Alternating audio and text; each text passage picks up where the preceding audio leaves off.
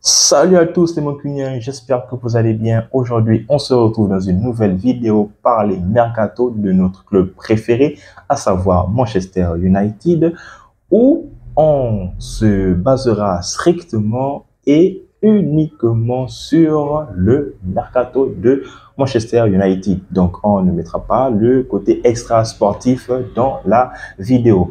Au passage, si tu n'es pas encore abonné à la chaîne, abonne-toi, lâche un pouce bleu et surtout, n'hésite pas de laisser un commentaire. Je me ferai un plaisir de te répondre. Au sommaire, les gars, on commencera d'abord par les arrivées. Ensuite, on fera part des départs. Puis, je donnerai mon avis sur et les arrivées, du moins les futures arrivées et aussi les potentiels départs de Manchester United. Tout d'abord, nous allons nous avancer sur notre première recrue qui a déjà été officialisée. Cette semaine, il a pu commencer à s'entraîner avec sa nouvelle équipe. Je parle ici donc de Mason Mount qui a signé pour Manchester United à 70 millions et qui a fait ses premiers pas avec son nouveau club. Et en plus de cela, il s'est retrouvé avec son meilleur ami aujourd'hui, qui est Lisandro Martinez, où on a tous vu les images des deux joueurs qui ont fait le tour des réseaux sociaux où Chelsea, comme Manchester United, se disputait pour une place, voilà, sur les hautes places du classement. Alors, Lisandro Martinez l'a si bien dit aujourd'hui. Hier, ils se battaient pour une même chose et aujourd'hui, ils se battent ensemble. En temps avant, ils étaient ennemis. Donc, c'est vraiment de bon augure. Et pour ceux qui n'ont pas encore vu la vidéo, ma vidéo de Mason Mount, je vous invite à aller la regarder. Donc, c'est vraiment une top vidéo. Et puis, les gars, comme j'ai dit, n'hésitez pas de lâcher un truc en commentaire. Ensuite, le potentiel prochain joueur qui est donc à 50% déjà mancunien, n'est d'autre que André Onana, le gardien de l'Inter, qui va probablement signer dans les prochains jours à Manchester United. Son officialisation est actée pour mercredi ou jeudi de la semaine qui arrive. Et franchement, voilà, pour ma part, c'est vraiment un gardien de top niveau. C'est un gardien moderne. Et en plus de cela, c'est un gardien qui a déjà joué sous les ordres de Erik ten Hag. Non, donc c'est Ten Hag qui l'a fait connaître au grand public à l'Ajax Amsterdam. Et aujourd'hui, voilà, sa carrière parle pour lui, son tempérament parle pour lui, malgré ses frasques avec son pays national. Mais comme je l'ai dit, on ne s'appuiera pas sur l'extra sportif, on se basera uniquement sur les qualités intrinsèques du joueur.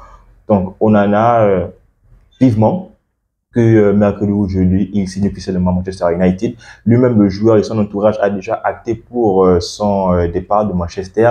Il est déjà, il a déjà réuni, il a déjà pris en conséquence les accords qu'il a conclus avec Manchester United. Reste maintenant à la conclusion officielle des deux parties, à savoir United et l'Inter de Milan, où United a d'abord fait une première avance du 45 millions qui ont été très rapidement balayés par l'Inter. Et là, United est revenu à la charge et en ce moment, ils sont dans un compromis. Et c'est ce qui laisse planer le fameux doute que Onana signera probablement entre mercredi ou jeudi de la semaine qui s'annonce. Ensuite, pour l'attaque maintenant, c'est un crack qui est considéré comme le futur Haaland. Personnellement, je ne le connais pas, mais j'espère vraiment que c'est un bon attaquant. Si Ten Hag est intéressé par ce joueur, donc ça veut dire que c'est un joueur qui a vraiment du potentiel. Højlund, donc c'est vraiment la crème de la crème à ce qu'il paraît. Et à Atlanta là-bas, il a fait vraiment des dégâts dans son club actuellement. Ce qui est bien aussi, c'est parce que ce joueur est un fan de Manchester United. Il a toujours clamé haut et fort qu'il n'hésiterait pas à venir jouer pour Manchester United si une opportunité se présente devant lui. Donc, United a aussi fait une offre qui a été encore une fois balayée par le club italien, l'Atlanta. Et United essaie maintenant d'inclure un joueur qui n'est d'autre que Greenwood, sachant très bien que pour son retour sur le terrain anglais s'annonce vraiment difficile. Donc United essaie de l'inclure dans le deal. Donc Greenwood partirait certainement en prêt du côté de l'Atlanta pour que Højlund signe définitivement dans le club anglais. Et j'espère vraiment que ce sera un très bon transfert et que le deal se fera dans les normes. Puis, il y a aussi un autre gardien. United vise donc une doublure certainement à Onana, qui n'est d'autre qu'un gardien japonais. Lui aussi, je ne le connais pas, mais c'est Tena qui s'intéresse particulièrement à ce gardien-là. Et j'espère vraiment que lui aussi fera l'affaire du côté de Manchester United. Au milieu de terrain, on parle aussi d'une potentielle arrivée, même si ça ne reste que des rumeurs, parce que United était seulement intéressé que pendant le mercato hivernal, mais là, il y a encore des rumeurs qui ont fait face concernant Sofiane Amrabat, qui a éclos, de ma part, qui a éclos du côté de la Coupe du Monde avec son pays, le Maroc. C'est un très très bon joueur, sachant très bien que United n'a pas plusieurs sentinelles que Casemiro. Alors, c'est vraiment un joueur qui pourra aussi venir soulager Casemiro, et c'est aussi un joueur qui pourra être là dans des rencontres décisives, un joueur qui pourra aussi mettre de l'impact hormis le seul que nous avons qui est Casemiro. Donc, s'il vient à Manchester United, voilà, ce serait vraiment un joueur qui aura sa place à Manchester. Et comme je ne cesse de le répéter, la force d'une équipe reste son milieu de terrain. Si notre milieu de terrain est fatigué, automatiquement, l'adversaire nous prend dans tous les compartiments. Donc, Amrabat, franchement, je valide. Maintenant, on va s'attarder sur les potentiels départs ou sur les départs déjà actés du club. On va d'abord commencer par notre joueur, notre légende emblématique, celui qui a passé 12 ans au club, celui qui a le plus grand nombre de matchs joués comme gardien et le plus grand nombre de clean sheets voilà, engrangés au cours de sa saison à Manchester United. Je parle ici de David De Gea, une légende du club, un joueur qui a quand même remporté le titre de meilleur joueur de Manchester United 4 fois. Donc, c'est pas donné à n'importe qui, sachant qu'il y a des très grands joueurs qui sont passés par United et ne l'ont même pas gagné à 2 reprises. Je fais allusion ici à Wayne Rooney. Donc, c'est vraiment un top gardien. Il mérite vraiment d'être une légende à United. C'est vrai, sa sortie n'est peut-être pas en fanfare comme il se devrait, parce que voilà, ça reste une légende. Donc, une légende reste une légende. Mais bon, vous connaissez mon point de vue sur le personnage. De Gea qui n'a cessé de baisser le niveau au fur et à mesure que les années passaient, et ce n'était plus le De Gea qui éblouissait tout le monde dans les années 2014, 15, 16, 17. Donc, je pense que c'est de ma part un bon choix de sa part, même si on ne s'attendait pas à ce qu'il quitte le bateau d'United si brusquement. Parce que le deal n'est pas passé entre les dirigeants de Manchester et De Gea, parce que De Gea avait été promis à une baisse de salaire. J'étais pour ceux-là qui optaient pour une baisse drastique du salaire de De Gea, sachant très bien qu'il était le gardien le mieux payé de la PL et le deuxième était vraiment loin de lui. Donc, étant donné aussi qu'il faisait des performances vraiment chaotiques, c'était normal pour moi qu'il ait un salaire qu'il mérite en fait. Donc, il n'a peut-être pas le départ qu'il faut, mais une autre page se ferme et c'est une nouvelle ère qui commence. Alors donc, De Gea, je lui souhaite une très bonne suite pour la suite de sa carrière, et que du bonheur pour cet immense gardien passé par Manchester United. Ensuite, on va venir par notre emblématique gardien, notre emblématique capitaine, Harry Maguire, qui lui, voilà, est pisté par Tottenham ou Aston Villa, mais ce dernier, je ne suis pas sûr qu'il accepterait ces offres-là, et ce dernier aimerait rester à United. Et aussi, il y a un entretien qu'il devra faire avec Ten Hag, où le sujet principal sera certainement de son capitanat. On le sait tous, le capitaine de Manchester United la saison dernière était Bruno Fernandes et celui-ci le restera pour la saison prochaine. Car Harry Maguire, c'est un joueur sur qui Erik ten Hag ne compte pas vraiment. Il est loin de la hiérarchie des défenseurs. Et on espère vraiment que ce dernier prendra avec humilité le fait de ne peut-être plus être le capitaine de Manchester United. Mais non, bon, ce qui coince, c'est parce que il y a une clause dans le contrat de Maguire qui stipule que à chaque qualification de Manchester United, il y a une option. Cette clause-là, en fait, se déclenche et Manchester United augmente automatiquement le salaire de Maguire. Alors, un joueur qui chauffe le bord, mais qui a un énorme salaire, plus de 200 000 euros par semaine, et qui était titulaire indiscutable avec l'Angleterre, franchement, ça m'étonnerait vraiment qu'il puisse aller dans un autre club et en plus de ça, aller à Aston Villa, même si ils ont fini en fanfare. Je pense qu'ils jouent l'Europe la saison prochaine.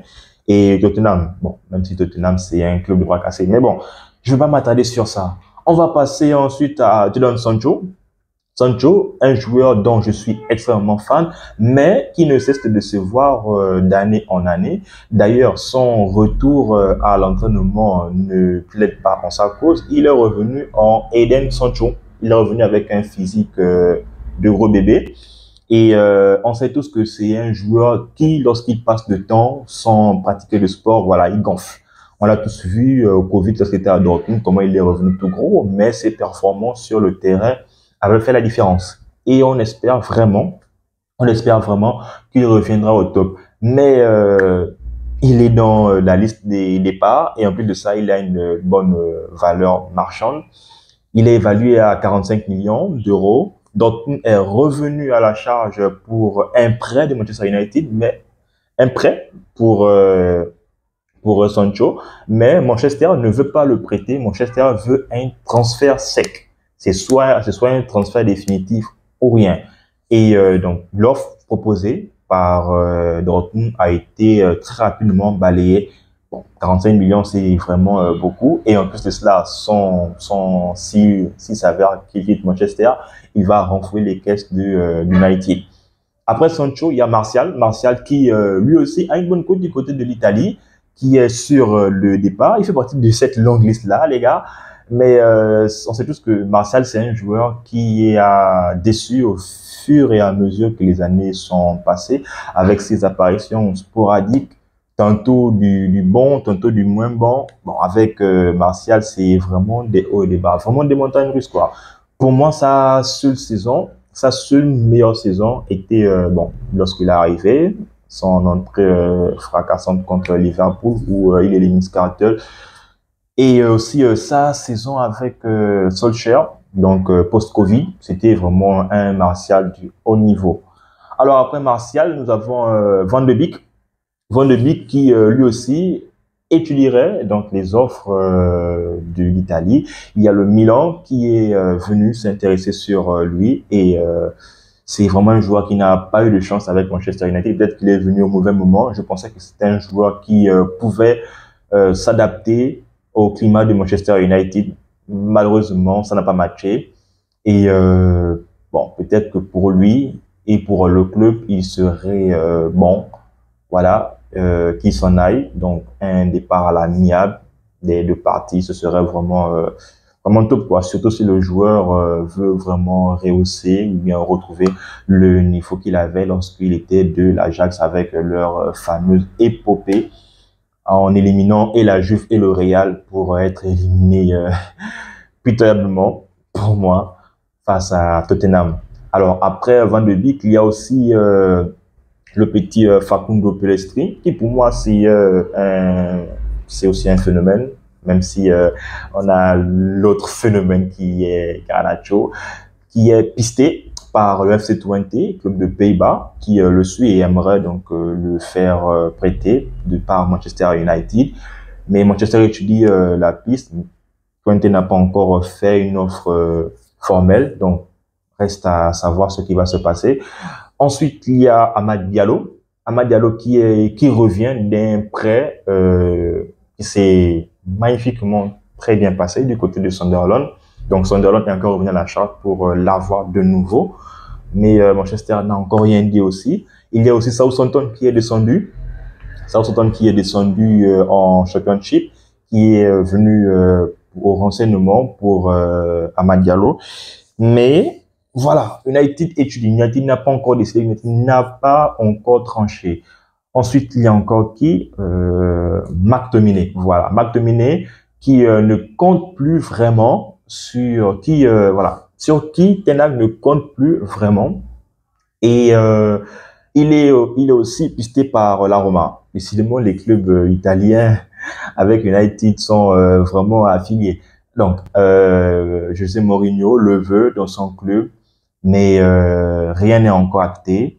Mais lui aussi, c'est la liste de départ. Le seul joueur qui sera peut-être parti d'ici le début de la saison prochaine, c'est Fred. Car oui, Fred intéresse particulièrement le club de Fulham. Et le club de Fulham est déjà passé à l'acte en proposant 20 millions d'euros à United, qui ont été balayés par United. Et United l'estime à 25-30 millions pour notre milieu brésilien Fred. Donc, s'il part à Fulham, très franchement, Fred, tu as passé un très bon temps à Manchester United. Toi aussi, c'était un joueur vraiment qui est passé par du bon et du moins bon. Et voilà quoi, ce serait une perte pas colossale, mais il aura fait quand même des beaux jours sur certains matchs clés de Manchester United. Ensuite, il y a encore qui, je pense qu'on a fait le tour. Oui, je pense. Ah oui, notre Mason Greenwood, qui lui, alors sa situation est vraiment difficile parce que rejouer en Angleterre, ce sera vraiment difficile à cause de sa longue suspension qui a heureusement pris fin car sa copine a retiré la plainte contre lui. Mais pour retrouver les terrains anglais, ce sera vraiment difficile pour lui. C'est la raison pour laquelle Ten Hag donc essaie de l'inclure dans le deal de Højlund, Greenwood. Donc les deux vont faire le sens inverse. Højlund à Manchester United définitivement et Greenwood ira en prêt à Atlanta parce que Ten Hag compte sur lui et voit peut-être en lui le talent que toute la planète football voit en Mason Greenwood. Donc je pense qu'on a fait le tour des départs. C'est vrai, il y en a encore plusieurs d'autres noms qui sont sur la liste de départ de Manchester United, mais je pense que ceux-là, ce sont les joueurs phares que nous avons cités. Et personnellement, les joueurs dont je pense qu'il faudrait vraiment s'en séparer définitivement, en haut de la liste, il y a Maguire.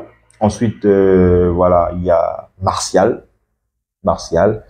Sancho, Fred, Van de Beek. Alors, ces cinq-là, voilà, ils ont une belle cote encore du côté du marché des transferts. Et bon, Maguire, ça va être un peu compliqué à cause de sa clause là qui a automatiquement augmenté son salaire. Mais bon, j'espère qu'on trouvera un preneur pour ces joueurs-là parce qu'ils valent quand même beaucoup d'argent et ils vont quand même gonfler les caisses de Manchester United. Donc, vous l'avez compris, les gars, pour les arrivées, je kiffe de ouf. Je kiffe vraiment les arrivées de Manchester United s'il s'avère être officiel dans les jours à venir parce que on attend la semaine prochaine. On attend Amrabat aussi et la doublure de Nana, le gardien japonais. Alors, vous dites-moi en commentaire qui serait voilà la meilleure recrue du mercato estival de Manchester United 2023-2024 et aussi dites-moi quel joueur souhaitiez-vous laisser partir dans n'importe quel club qu'il n'est d'autre que United. Je vous lirai. En attendant, on s'abonne, on est ensemble, on reste en santé, tous mon bien les gars.